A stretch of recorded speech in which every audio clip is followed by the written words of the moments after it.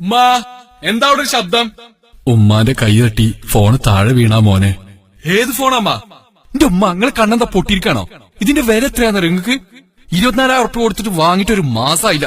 ഈ തള്ളെ കൊണ്ട് മനുഷ്യന് എട്ടങ്ങാറായി. ഇതെല്ലാം കേട്ട് വിറച്ചു നിൽക്കുകയാണ് ഉമ്മ. മോനെ, ഉമ്മാന്റെ ഗുളിക എടുത്തപ്പോ കണ്ടില്ലടാ, ഉമ്മാന്റെ കുട്ടി ഉമ്മാനെ ചീത്ത പറയലടാ. ആ ഉമ്മയുടെ കണ്ണിൽ നിന്നും കണ്ണീർ ധാരയായി ഒഴുകി. ഇനി ഇരുന്ന് കരഞ്ഞോളി, മുതല് പോയില്ലേ? അപ്പോഴാണ് മരുമകൾ റെജീന അങ്ങോട്ട് വന്നത്. എന്താ ഇക്ക ഇത്? ഉമ്മ അറിയാതെ പറ്റിയതല്ലേ? ആ, ഇനി നീയും കൂടി വല എറിഞ്ഞു പൊട്ടിച്ചോ, എന്നെ തുലക്കാനായിട്ടുണ്ടായതൊക്കെ. അതും പറഞ്ഞ് നിസാർ വീട്ടിൽ നിന്നും ഇറങ്ങിപ്പോയി. ഉമ്മ അടുക്കളയിൽ ഇരുന്ന് തേങ്ങി കരയുകയായിരുന്നു. റെജീന അങ്ങോട്ട് ചെന്നു. സാരല്ലേ ഉമ്മ, ഉമ്മ കരയണ്ട, നിങ്ങളെ മോന് പ്രാന്ത. കരയുന്ന കണ്ണുകൾ തുടച്ച് ഉമ്മ പറഞ്ഞു, മോളെ, ഉമ്മ ഇപ്പൊ വരാട്ടോ. എങ്ങോട്ടാ ഉമ്മങ്ങള്? ഞാനിപ്പോ വരും, ഇഞ്ച് ബേജാറാവണ്ട. ഉച്ചക്ക് ഭക്ഷണം കഴിക്കാൻ വന്ന നിസാർ ഉമ്മയെ തിരക്കി. ഉമ്മ എവിടെ റെജീന? എനിക്കറിയില്ല. ആ പാവം കരഞ്ഞു തളർന്ന് ഇപ്പൊ ഇവിടെ അങ്ങോട്ട് ഇറങ്ങിപ്പോയി. ആ, 8 വന്നോളൂ.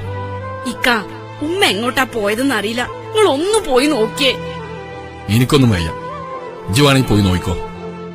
രാത്രി ഏറെ വൈകിയാണ് നിസാർ വീട്ടിലേക്ക് വന്നത്. റെജീന, വാതിൽ തുറക്ക്. എന്താണ് നിന്റെ മുഖം ഇഞ്ചി കടിച്ച പോലെ? ചോറെടുക്ക്. വേണമെങ്കിൽ എടുത്ത് കഴിച്ചോളി. അതെന്താ അങ്ങനെ? പിന്നെ നീ എന്തിനാ അവിടെ? ഉമ്മ എവിടെ? വന്നില്ല ഇതുവരെ? വന്നു. ആ പാവം നെഞ്ചു പൊട്ടിയാ കയറി വന്നത്. ഇതാ, നിങ്ങള് വന്നാല് നിങ്ങക്ക് തരാൻ പറഞ്ഞ് ഇപ്പൊ ഉറങ്ങിയതേ ഉള്ളൂ. നിസാർ ആ പൊതി വാങ്ങി തുറന്നു നോക്കി. ഒരുപാട് 2000-ന്റെ നോട്ടുകൾ. ഇതെവിടുന്ന ഉമ്മാക്ക്? ഇതെന്തിനാ? നിങ്ങളെ ഫോൺ പൊട്ടിച്ചതിന് ഉമ്മ തന്നതാ. നേരം വെളുക്കുമ്പോ പോയി വാങ്ങിക്കോളി. നിങ്ങക്ക് സന്തോഷായല്ലോ. എവിടുന്ന ഉമ്മാക്ക് ഇത്ര പണം? നിങ്ങളെ ഉപ്പ മരിക്കുന്നതിന് മുമ്പ് ഒരു ചിറ്റുകമ്മിലിട്ടോട് നടന്നിരുന്നില്ലേ? കഴിഞ്ഞ തവണ നിങ്ങള് ബൈക്ക് വാങ്ങാൻ പണയം വെക്കാൻ ചോദിച്ചപ്പോ ഇതെന്റെ ഉപ്പാന്റെ മുതലാണ്, അത് ഞാൻ മരിച്ചിട്ട് കാതിൽ നിന്ന് ഊരിയാ മതിന്ന് പറഞ്ഞിരുന്നില്ലേ? അത് കൊണ്ടുപോയി വിറ്റു ആ പാവം. നിസാർ തല താഴ്ത്തി നിന്നു. ഇക്ക, നിങ്ങളെ ഫോൺ പൊട്ടിയപ്പോ ഉമ്മാനോട് നിങ്ങൾ എന്തെല്ലാം പറഞ്ഞു? എത്ര വേദന സഹിച്ചിട്ടാണ് ആ പാവങ്ങളെ പ്രസവിച്ചത്. തുന്നിക്കെട്ടിയ വയറിന് മുകളിൽ കിടത്തി എത്ര ഉമ്മ തന്നിട്ടുണ്ട് നിങ്ങക്ക്. ഇത്രയൊന്നും പറയരുതായിരുന്നു ഇക്ക. വെട്ടിക്കേറിയ ആ വയറിന് പകരം നിങ്ങളെ സമ്പാദ്യം മുഴുവൻ തീരെഴുതി കൊടുത്താലും തീരില്ല കടം. നിസാറിന്റെ കണ്ണിൽ നിന്നും കണ്ണുനീർ നിറഞ്ഞൊഴുകി. റെജീന, നീ വലിയവളാണ്. ആ ഉമ്മാന്റെ മരുമകളാവാൻ നിന്നോളം മറ്റൊരു പെണ്ണില്ല. യാ അല്ലാ, എന്തൊക്കെയാണ് ഞാൻ ഇന്നലെ ഉമ്മാനെ പറഞ്ഞത്? സാരല്യക്ക, നിങ്ങൾ ആ ജ്വല്ലറി പോയി ആ കമ്മല് തിരിച്ചു വാങ്ങി വാ.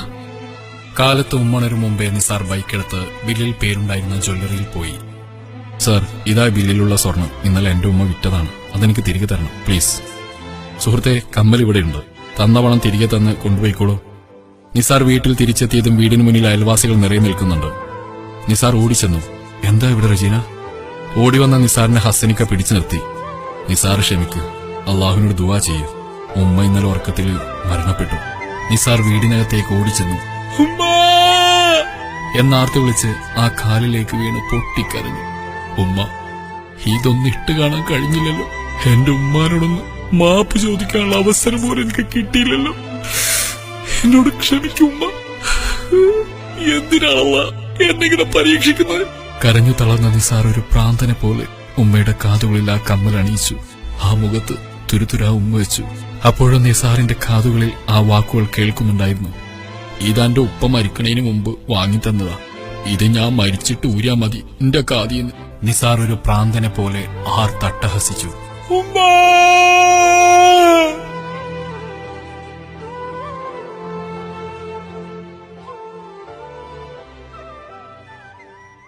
ഒരു വാക്കുകൊണ്ടുപോലും മാതാപിതാക്കളെ വേദനിപ്പിക്കല്ലേ. ക്ഷമ പറയാൻ പോലും നമുക്ക് കഴിയണമെന്നില്ല. പകർന്നു കൊടുക്കുന്ന വിജ്ഞാനം പരമപുണ്യമത്രേ. നന്മ തോന്നുന്നുവെങ്കിൽ ഷെയർ